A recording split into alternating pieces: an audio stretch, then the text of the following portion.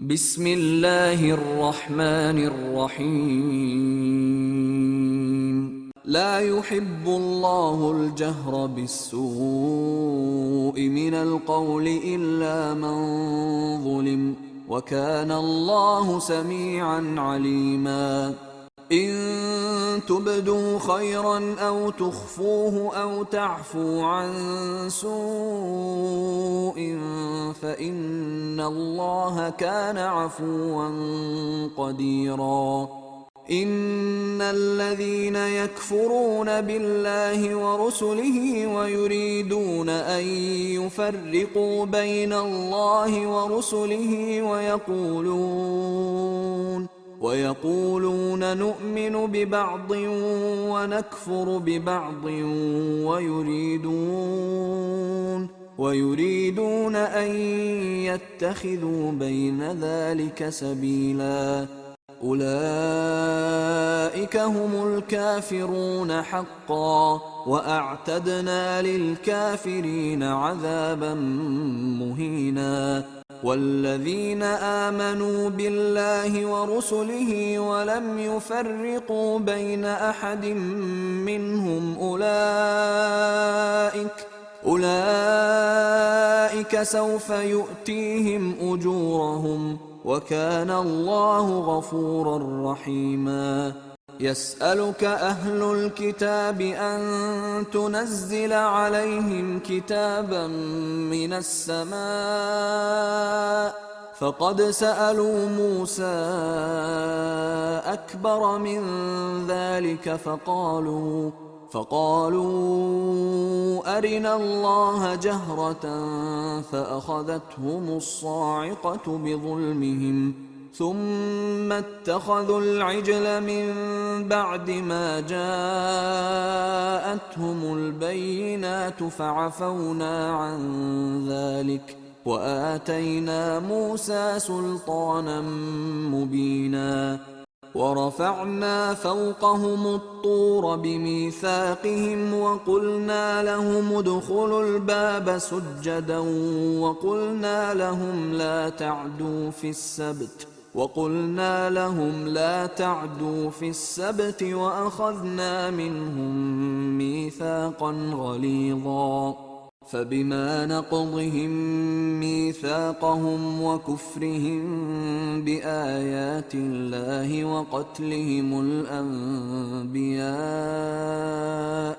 وقتلهم الأنبياء بغير حق وقولهم قلوبنا غلف، بل طبع الله عليها بكفرهم فلا يؤمنون إلا قليلا. وبكفرهم وقولهم على مريم بهتانا عظيما، وقولهم إنا قتلنا المسيح عيسى ابن مريم رسول الله وما قتلوه وما صلبوه ولكن شبه لهم، وإن الذين اختلفوا فيه لفي شك منه، ما لهم به من علم إلا اتباع الظن، وما قتلوه يقينا، بل رفعه الله إليه، وكان الله عزيزا حكيما. وإن من أهل الكتاب إلا ليؤمنن به قبل موته ويوم القيامة يكون عليهم شهيدا. فبظلم من الذين هادوا حرمنا عليهم طيبات أحلت لهم وبصدهم عن سبيل الله كثيرا، وأخذهم الربا وقد نهوا عنه وأكلهم أموال الناس بالباطل، وأعتدنا للكافرين منهم عذابا أليما. لكن الراسخون في العلم منهم والمؤمنون يؤمنون بما أنزل إليك وما أنزل من قبلك والمقيمين الصلاة والمؤتون الزكاة والمؤمنون بالله واليوم الآخر أولئك سنؤتيهم أجرا عظيما. إنا أوحينا إليك كما أوحينا إلى نوح والنبيين من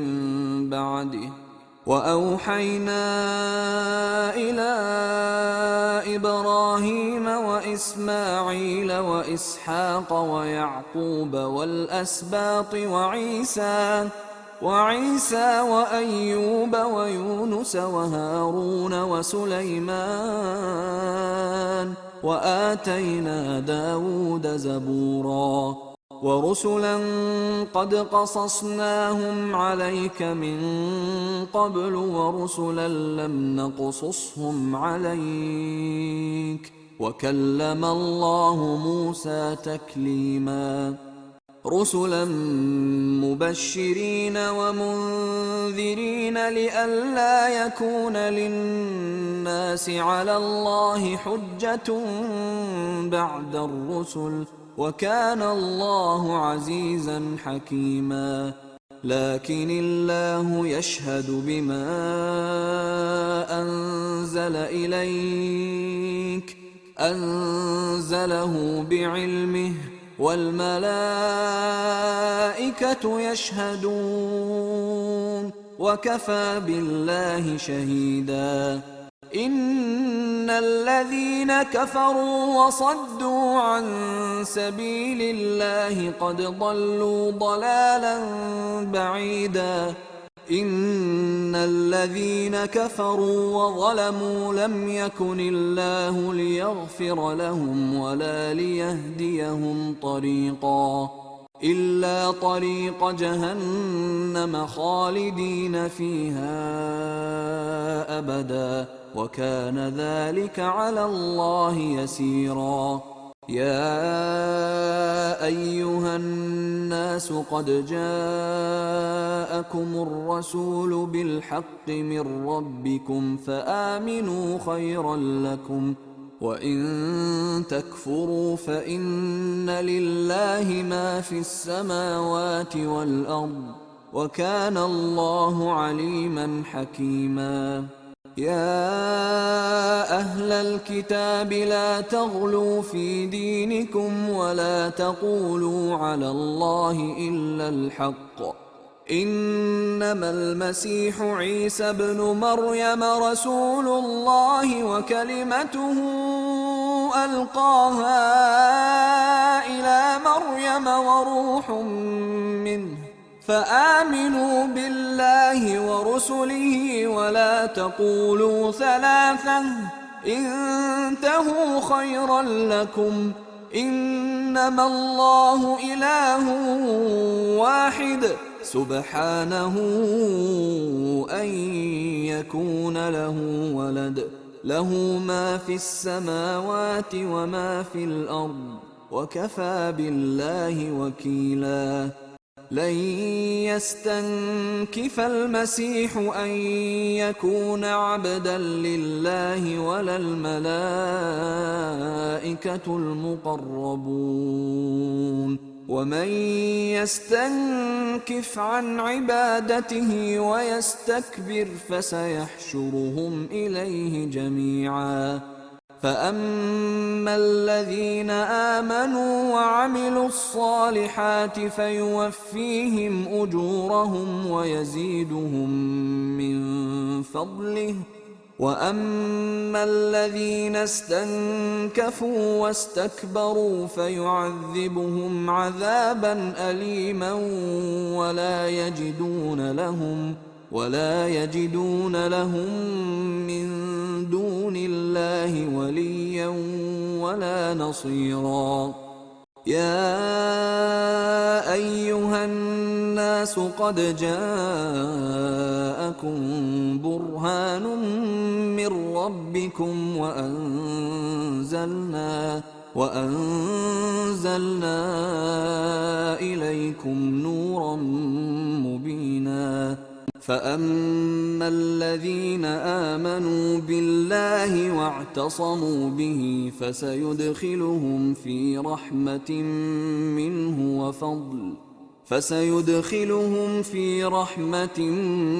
منه وفضل ويهديهم إليه صراطا مستقيما يستفتونك قل الله يفتيكم في الكلالة إن امرؤ هلك ليس له ولد وله أخت فلها نصف ما ترك وهو يرثها إن لم يكن لها ولد فإن كانت اثنتين فلهما الثلثان مما ترك وإن كانوا إخوة رجالا ونساء فللذكر مثل حظ الأنثيين يبين الله لكم أن تضلوا والله بكل شيء عليم.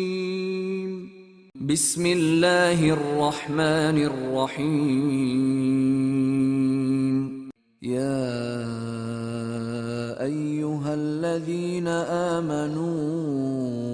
أوفوا بالعقود أحلت لكم بهيمة الأنعام إلا ما يتلى عليكم غير محل الصيد وأنتم حرم إن الله يحكم ما يريد. يا أيها الذين آمنوا لا تحلوا شعائر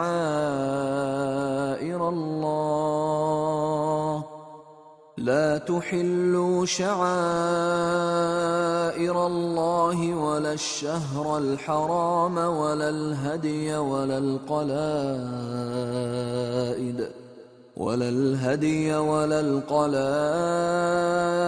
ولا آمين البيت الحرام يبتغون فضلا من ربهم ورضوانا وإذا حللتم فاصطادوا ولا يجرمنكم شنآن قوم أن صدوكم عن المسجد الحرام أن تعتدوا وتعاونوا على البر والتقوى ولا تعاونوا على الإثم والعدوان واتقوا الله إن الله شديد العقاب. حرمت عليكم الميتة والدم ولحم الخنزير وما أهل لغير الله به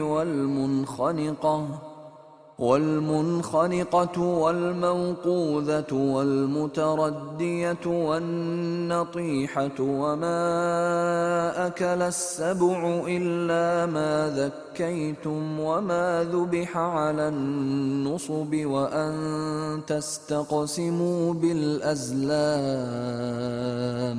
ذلكم فسق. اليوم يئس الذين كفروا من دينكم فلا تخشوهم واخشون. اليوم أكملت لكم دينكم وأتممت عليكم نعمتي ورضيت لكم الإسلام دينا فمن اضطر في مخمصة غير متجانف لإثم فإن الله غفور رحيم. يسألونك ماذا أحل لهم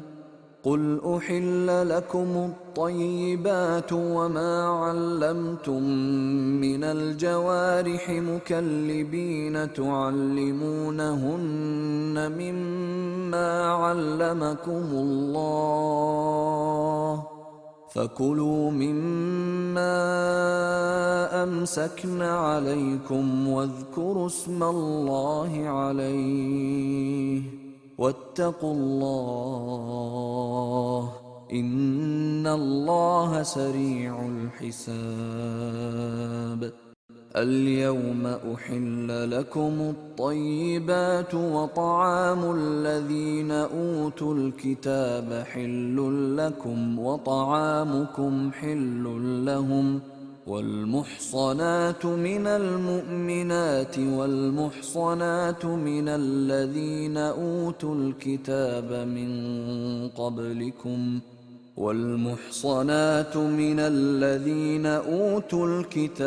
من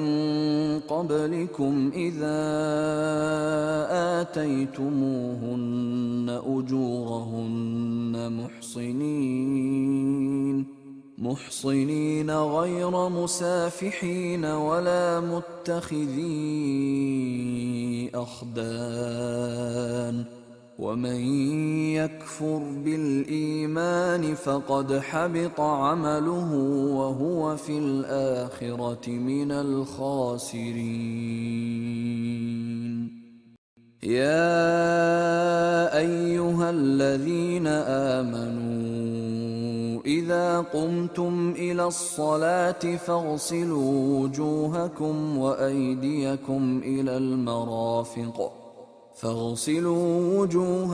وأيديكم إلى المرافق وامسحوا برؤوسكم وأرجلكم إلى الكعبين وإن كنتم جنبا فاطهروا وإن كنتم مرضى أو على سفر أو جاء أحد منكم من الغائط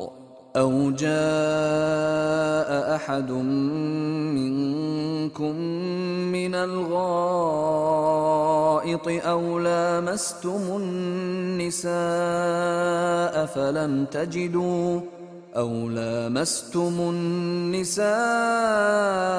فلم تجدوا ماء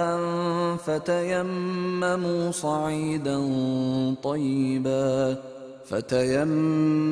صعيدا طيبا فامسحوا بوجوهكم وأيديكم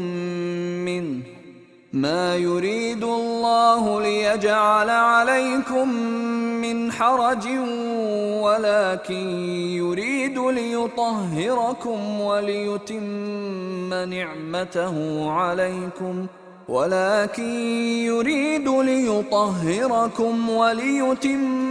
نعمته عليكم لعلكم تشكرون. واذكروا نعمة الله عليكم وميثاقه الذي واثقكم به إذ قلتم سمعنا وأطعنا واتقوا الله إن الله عليم بذات الصدور. يا أيها الذين آمنوا كونوا قوامين لله شهداء بالقسط ولا يجرمنكم شنآن قوم على ألا تعدلوا اعدلوا هو أقرب للتقوى واتقوا الله إن الله خبير بما تعملون. وعد الله الذين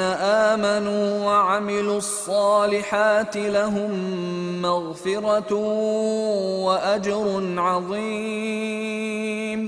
والذين كفروا وكذبوا بآياتنا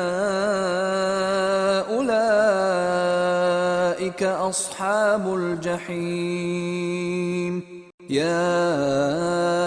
أيها الذين آمنوا اذكروا نعمة الله عليكم إذ هم قوم أن يبسطوا إليكم أيديهم فكف أيديهم عنكم واتقوا الله وعلى الله فليتوكل المؤمنون. ولقد أخذ الله ميثاق بني إسرائيل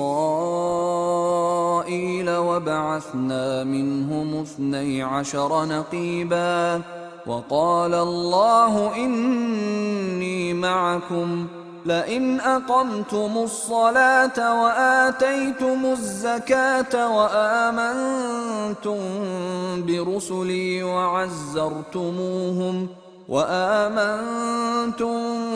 برسلي وعزرتموهم وأقرضتم الله قرضا حسنا لأكفرن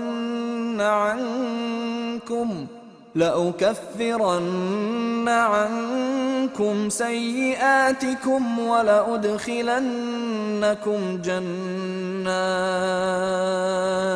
ولأدخلنكم جنات تجري من تحتها الأنهار فمن كفر بعد ذلك منكم فقد ضل سواء السبيل. فبما نقضهم ميثاقهم لعناهم وجعلنا قلوبهم قاسية يحرفون الكلم عن مواضعه ونسوا حظا مما ذكروا به ولا تزال تطلع على خائنة منهم إلا قليلا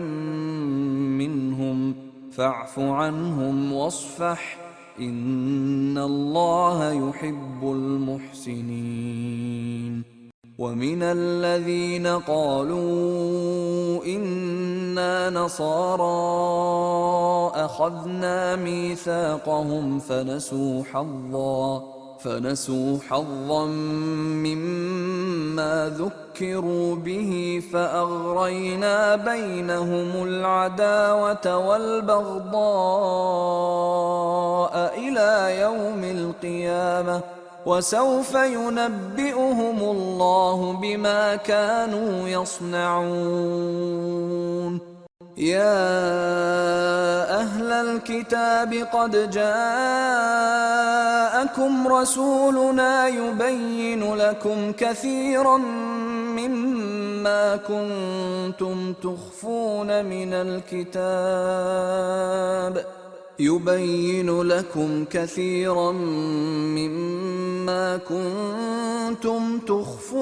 من الكتاب ويعفو عن كثير. قد جاءكم من الله نور وكتاب مبين يهدي به الله من اتبع رضوانه سبل السلام ويخرجهم من الظلمات إلى النور بإذنه ويهديهم إلى صراط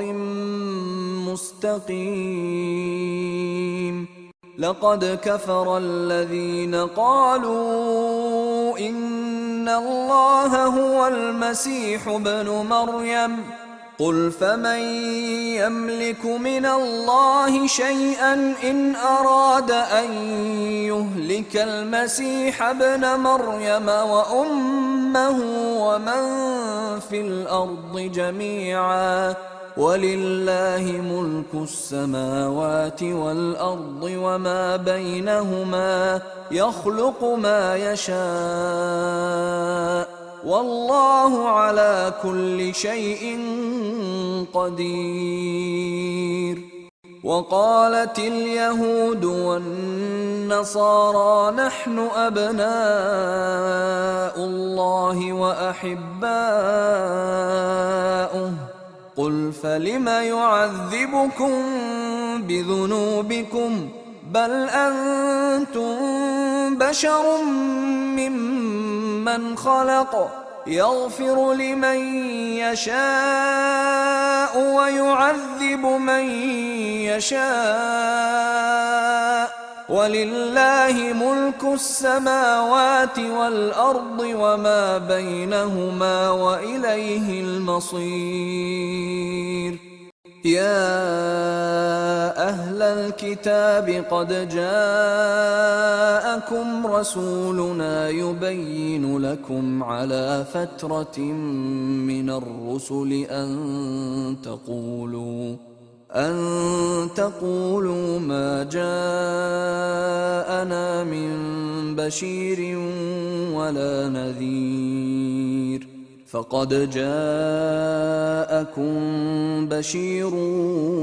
ونذير والله على كل شيء قدير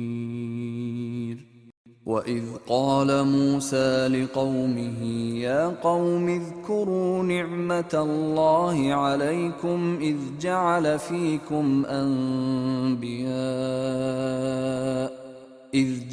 فيكم أنبياء وجعلكم ملوكا وآتاكم ما لم يؤت أحدا من العالمين يا قوم ادخلوا الأرض المقدسة التي كتب الله لكم ولا ترتدوا على أدباركم فتنقلبوا خاسرين قالوا يا موسى إن فيها قوما جبارين وإنا لن ندخلها حتى يخرجوا منها فإن يخرجوا منها فإنا داخلون قال رجلان من الذين يخافون أنعم الله عليهم ادخلوا عليهم الباب فإذا دخلتموه فإنكم غالبون وعلى الله فتوكلوا إن كنتم مؤمنين قالوا يا موسى إنا لن ندخلها أبدا ما داموا فيها فاذهب أنت وربك فقاتلا إنا هاهنا قاعدون قال رب إني لا أملك إلا نفسي وأخي فافرق بيننا وبين القوم الفاسقين قال فإنها محرمة عليهم 40 سنة يتيهون في الأرض فلا تأس على القوم الفاسقين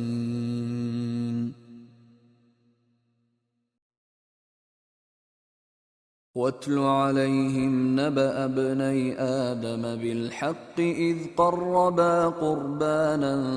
فتقبل من أحدهما ولم يتقبل من الآخر قال لأقتلنك قال إنما يتقبل الله من المتقين لئن بسطت إلي يدك لتقتلني ما أنا بباسط يدي إليك لأقتلك إني أخاف الله رب العالمين إني أريد أن تبوء بإثمي وإثمك فتكون من أصحاب النار، وذلك جزاء الظالمين. فطوعت له نفسه قتل أخيه فقتله فأصبح من الخاسرين. فبعث الله غرابا يبحث في الأرض ليريه كيف يواري سوءة أخيه، قال يا ويلتى أعجزت أن أكون مثل هذا الغراب فأواري سوءة أخي فأصبح من النادمين. من أجل ذلك كتبنا على بني إسرائيل أنه من قتل نفسا بغير نفس أو فساد في الأرض فكأنما قتل الناس جميعا، ومن أحياها فكأنما أحيا الناس جميعا. ولقد جاءتهم رسلنا بالبينات ثم إن كثيرا منهم بعد ذلك في الأرض لمسرفون. إنما جزاء الذين يحاربون الله ورسوله ويسعون في الأرض فسادا أن يقتلوا أو يصلبوا أو تقطع أيديهم وأرجلهم من خلاف أو ينفوا من الأرض، ذلك لهم خزي في الدنيا ولهم في الآخرة عذاب عظيم. إلا الذين تابوا من قبل أن تقدروا عليهم فاعلموا أن الله غفور رحيم. يا أيها الذين آمنوا اتقوا الله وابتغوا إليه الوسيلة وجاهدوا في سبيله لعلكم تفلحون. إن الذين كفروا لو أن لهم ما في الأرض جميعا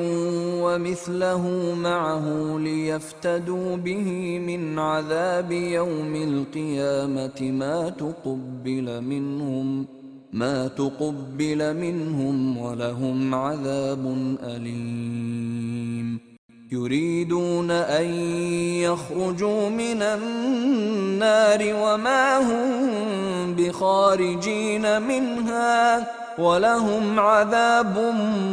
مقيم. والسارق والسارقة فاقطعوا أيديهما جزاء بما كسبا نكالا من الله، والله عزيز حكيم. فمن تاب من بعد ظلمه وأصلح فإن الله يتوب عليه، إن الله غفور رحيم. ألم تعلم أن الله له ملك السماوات والأرض يعذب من يشاء ويغفر لمن يشاء، والله على كل شيء قدير. يا أيها الرسول لا يحزنك الذين يسارعون في الكفر من الذين من الذين قالوا آمنا بأفواههم ولم تؤمن قلوبهم ومن الذين هادوا سماعون للكذب سماعون لقوم آخرين لم يأتوك يحرفون الكلم من بعد مواضعه يقولون إن أوتيتم هذا فخذوه وإن لم تؤتوه فاحذروا ومن يرد الله فتنته فلن تملك له من الله شيئا أولئك الذين لم يرد الله أن يطهر قلوبهم لهم في الدنيا خزي ولهم في الآخرة عذاب عظيم سماعون للكذب أكالون للسحت فإن جاءوك فاحكم بينهم أو أعرض عنهم وإن تعرض عنهم فلن يضروك شيئا وإن حكمت فاحكم بينهم بالقسط إن الله يحب المقسطين وكيف يحكمونك وعندهم التوراة فيها حكم الله ثم يتولون من بعد ذلك وما أولئك بالمؤمنين إنا أنزلنا التوراة فيها هدى ونور يحكم بها النبيون الذين أسلموا للذين هادوا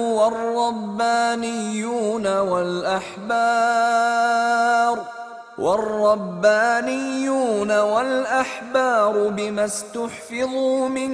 كتاب الله وكانوا عليه شهداء فلا تخشوا الناس واخشوني ولا تشتروا بآياتي ثمنا قليلا ومن لم يحكم بما أنزل الله فأولئك هم الكافرون وكتبنا عليهم فيها أن النفس بالنفس والعين بالعين والأنف بالأنف والأذن بالأذن والسن بالسن والجروح قصاص فمن تصدق به فهو كفارة له ومن لم يحكم بما أنزل الله فأولئك هم الظالمون وقفينا على آثارهم بعيسى ابن مريم مصدقا لما بين يديه من التوراة وآتيناه الإنجيل فيه هدى ونور ومصدقا لما بين يديه من التوراة وهدى وموعظة للمتقين وليحكم أهل الإنجيل بما أنزل الله فيه ومن لم يحكم بما أنزل الله فأولئك هم الفاسقون وأنزلنا إليك الكتاب بالحق مصدقا لما بين يديه من الكتاب ومهيمنا عليه فاحكم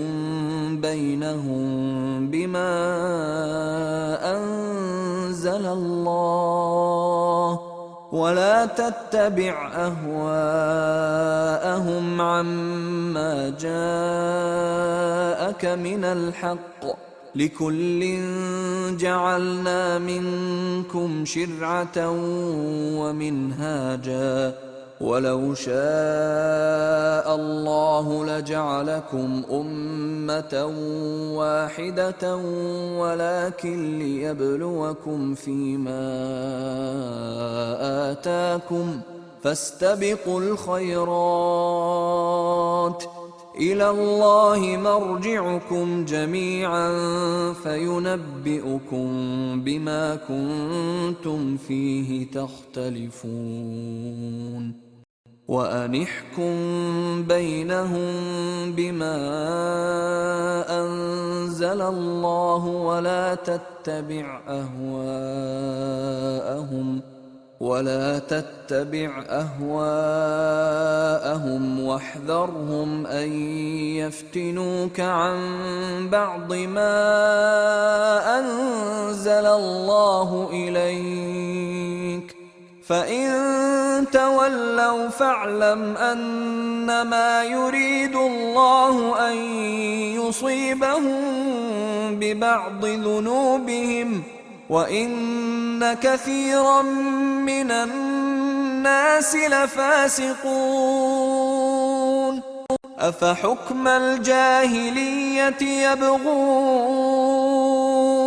ومن أحسن من الله حكما لقوم يوقنون.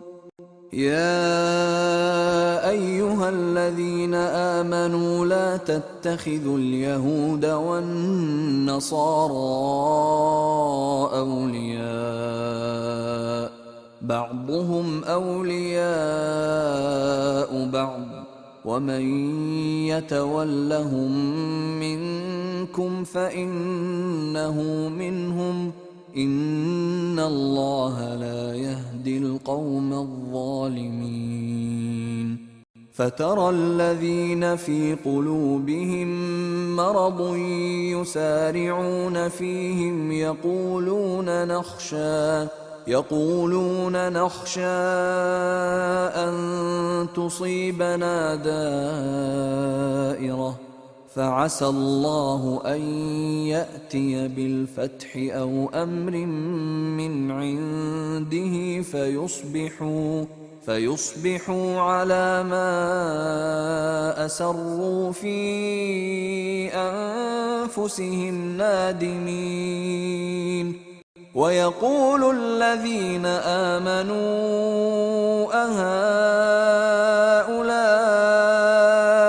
الذين أقسموا بالله جهد أيمانهم إنهم لمعكم، حبطت أعمالهم فأصبحوا خاسرين.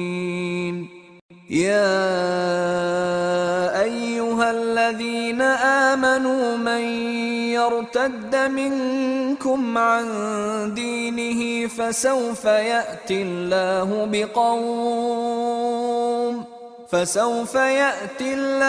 بقوم يحبهم ويحبونه أذلة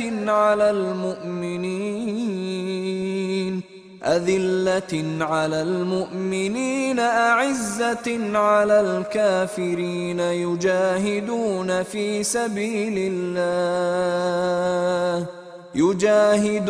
في سبيل الله ولا يخافون لومة لائم، ذلك فضل الله يؤتيه من يشاء والله واسع عليم. إنما وليكم الله ورسوله والذين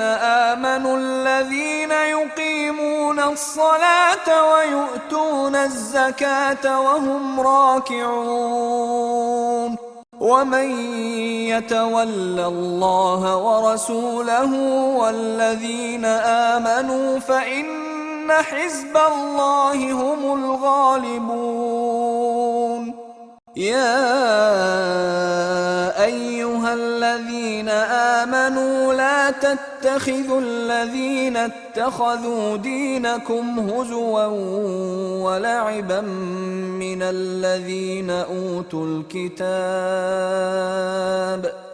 الذين أوتوا الكتاب من قبلكم والكفار أولياء واتقوا الله إن كنتم مؤمنين. وإذا ناديتم إلى الصلاة اتخذوها هزوا ولعبا ذلك بأنهم قوم لا يعقلون. قل يا أهل الكتاب هل تنقمون منا إلا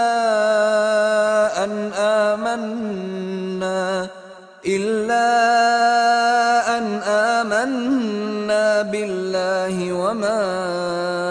أنزل إلينا وما أنزل من قبل وأن أكثركم فاسقون. قل هل أنبئكم بشر من ذلك مثوبة عند الله من لعنه الله وغضب عليه وجعل منهم القردة والخنازير وعبد الطاغوت أولئك شر مكانا وأضل عن سواء السبيل. وإذا جاءوكم قالوا آمنا وقد دخلوا بالكفر وهم قد خرجوا به والله أعلم بما كانوا يكتمون. وترى كثيرا منهم يسارعون في الإثم والعدوان وأكلهم السحت لبئس ما كانوا يعملون. لولا ينهاهم الربانيون والأحبار عن قولهم الإثم وأكلهم السحت لبئس ما كانوا يصنعون. وقالت اليهود يد الله مغلولة غلت أيديهم ولعنوا بما قالوا بل يداه مبسوطتان ينفق كيف يشاء وليزيدن كثيرا منهم ما أنزل إليك من ربك طغيانا وكفرا وألقينا بينهم العداوة والبغضاء إلى يوم القيامة كلما أوقدوا نارا للحرب أطفأها الله ويسعون في الأرض فسادا والله لا يحب المفسدين. ولو أن أهل الكتاب آمنوا واتقوا لكفرنا عنهم سيئاتهم ولأدخلناهم جنات النعيم. ولو أنهم أقاموا التوراة والإنجيل وما أنزل إليهم من ربهم لأكلوا من فوقهم ومن تحت أرجلهم منهم أمة مقتصدة وكثير منهم ساء ما يعملون.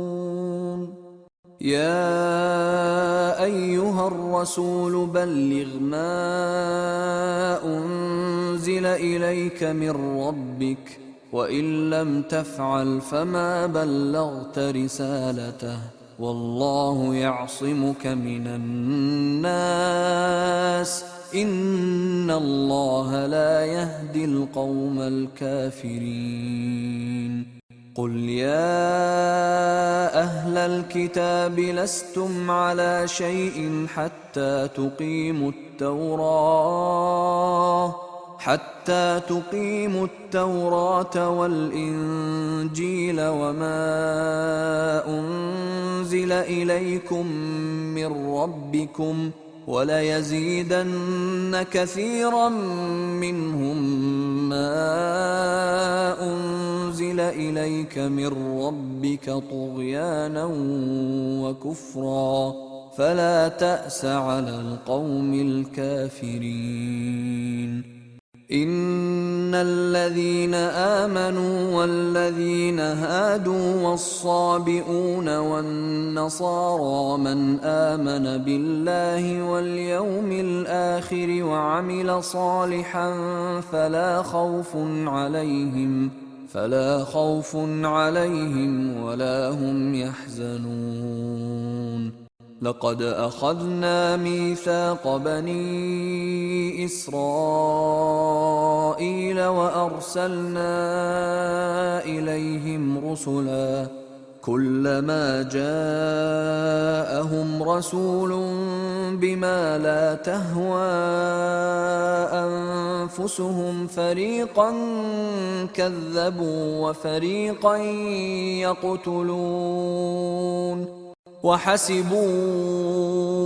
ألا تكون فتنة فعموا وصموا ثم تاب الله عليهم ثم عموا وصموا كثير منهم والله بصير بما يعملون لقد كفر الذين قالوا إن الله هو المسيح ابن مريم وقال المسيح يا بني إسرائيل اعبدوا الله ربي وربكم إنه من يشرك بالله فقد حرم الله عليه الجنة ومأواه النار وما للظالمين من أنصار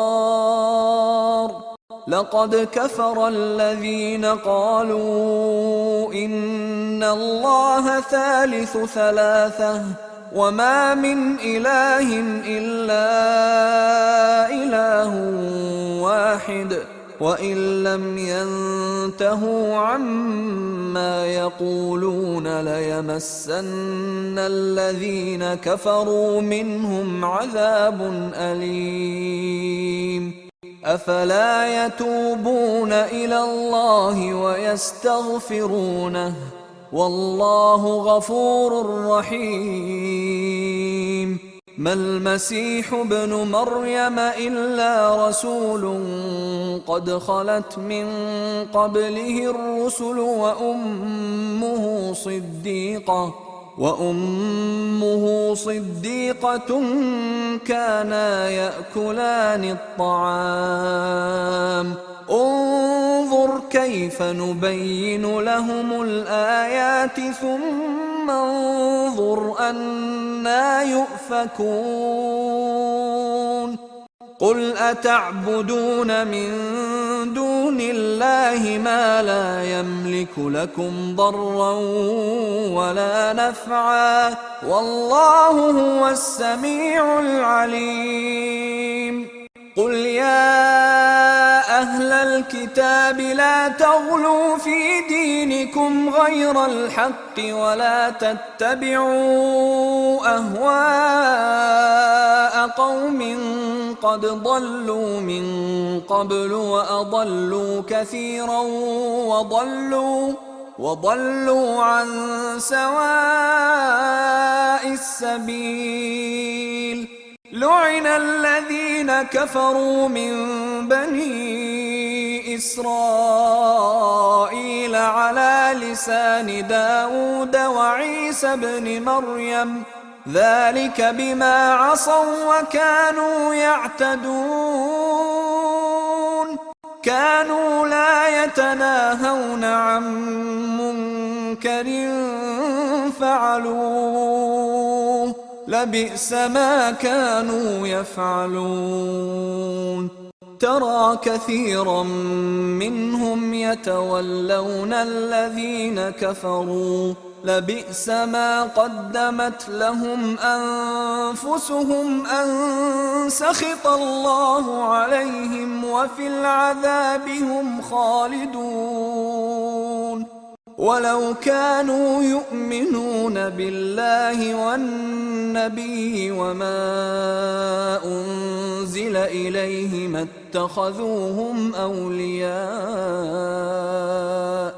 اتخذوهم أولياء ولكن كثيرا منهم فاسقون لتجدن أشد الناس عداوة للذين